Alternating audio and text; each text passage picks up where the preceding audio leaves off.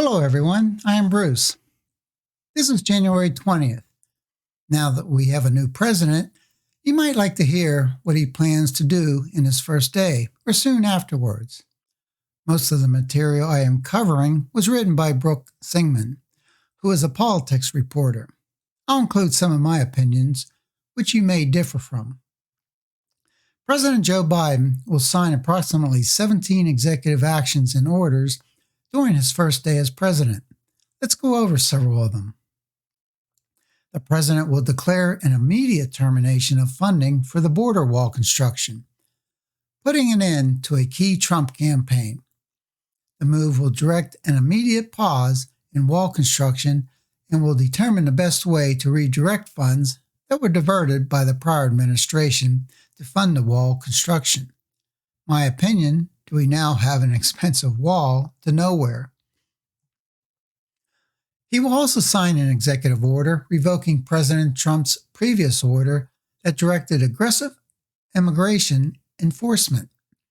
The Biden team said that the move will allow for the Department of Homeland Security and other agencies to set, and I quote, civil immigration enforcement policies that best protect the American people and that are in line with our values and priorities, end quote.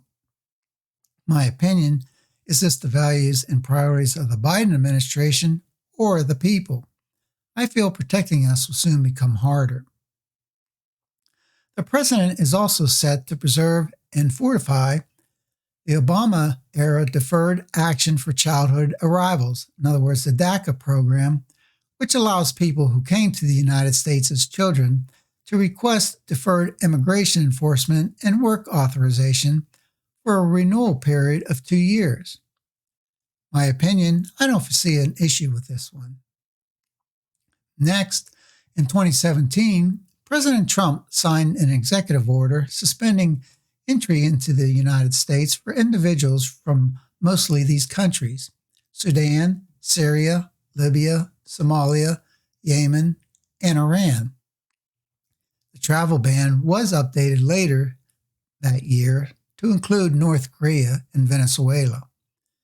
The Trump administration expanded the ban again in January of 2020 to include an additional 6 countries.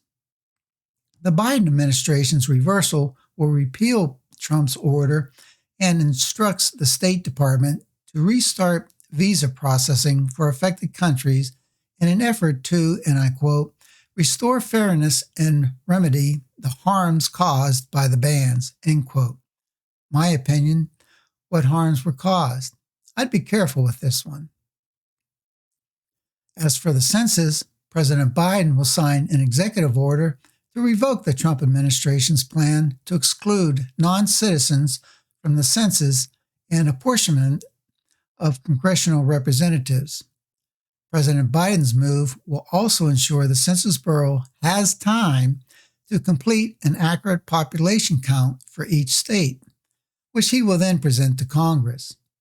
My opinion, I think you can read between the lines as to why he wants this move put into place.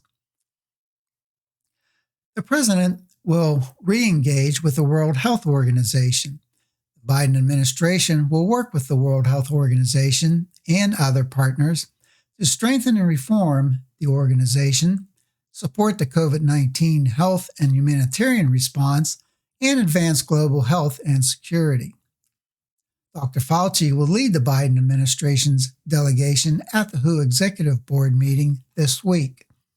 I am okay with this as long as the WHO doesn't favor some countries over others. That is why we dropped out in the first place. The president will sign the instrument to rejoin the Paris Climate Accord. This agreement is a global pact created during the Obama administration to combat climate change. My opinion, this will somewhat please those pushing the new Green Deal. Next, the president is expected to sign an executive order that will roll back President Trump's environmental actions. The move will also revoke the presidential permit granted to the Keystone XL pipeline, a promise he made during the campaign. We will see what this does to our relations with Canada. With regard to the coronavirus pandemic, President Biden will launch a 100-day masking challenge and sign an executive order requiring masks and physical distancing in all federal buildings, on all federal land, and by federal employees and contractors. This isn't going to affect that many people overall with the federal government. And as for wearing a mask, this move has already been in place without an executive order. The president will also extend the eviction and foreclosure moratoriums for those affected by the unprecedented housing affordability crisis brought on by the pandemic through March 31st. I am okay with this as long as it isn't hurting the owners of rentals or banks supplying the loans to individuals. They will need assistance as well. The president is also expected to ask the Department of Education to consider immediately extending the pause on interest and principal payments of federal student loans until September 30th. Well, this isn't an executive order, and I think the key word above is consider. However, this most likely will happen regardless. President Biden supports Congress acting immediately to cancel $10,000 in student loan debt per person. Again, not an executive order. And what is the total cost to us taxpayers? What about those students who paid off their loans? Do they receive any compensation? The president will sign an executive order to define equity as the fair and impartial treatment of all individuals, including those in underserved communities and persons otherwise affected by persistent poverty or inequality. If you recall, at the time, Vice President Biden got the ball rolling on this initiative, so it isn't something new.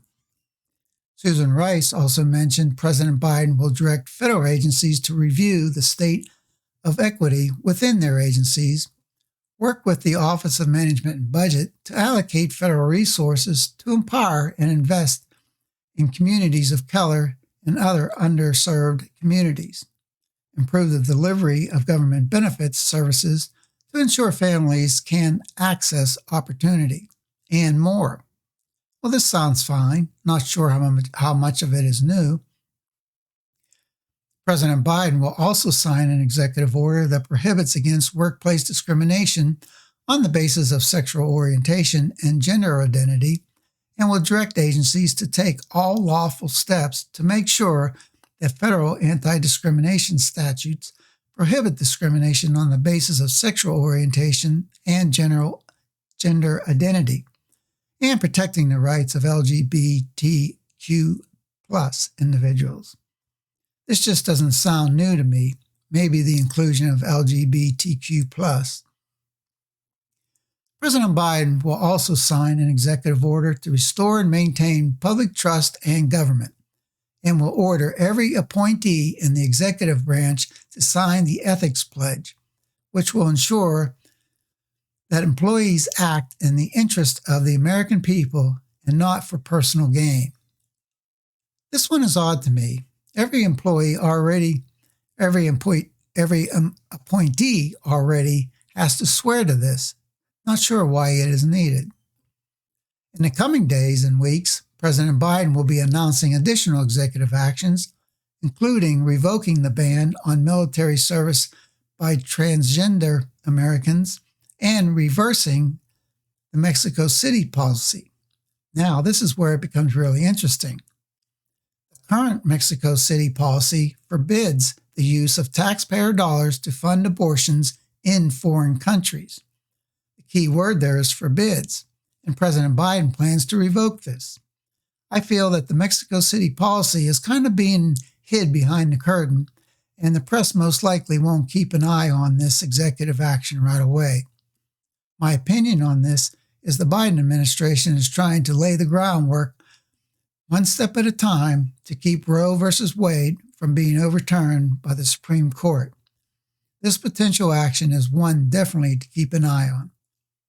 Well, thank you for viewing. Please watch my previous videos, all under Congress Weekly. And if you like what I am covering, please click the thumbs up, subscribe, and feel free to write.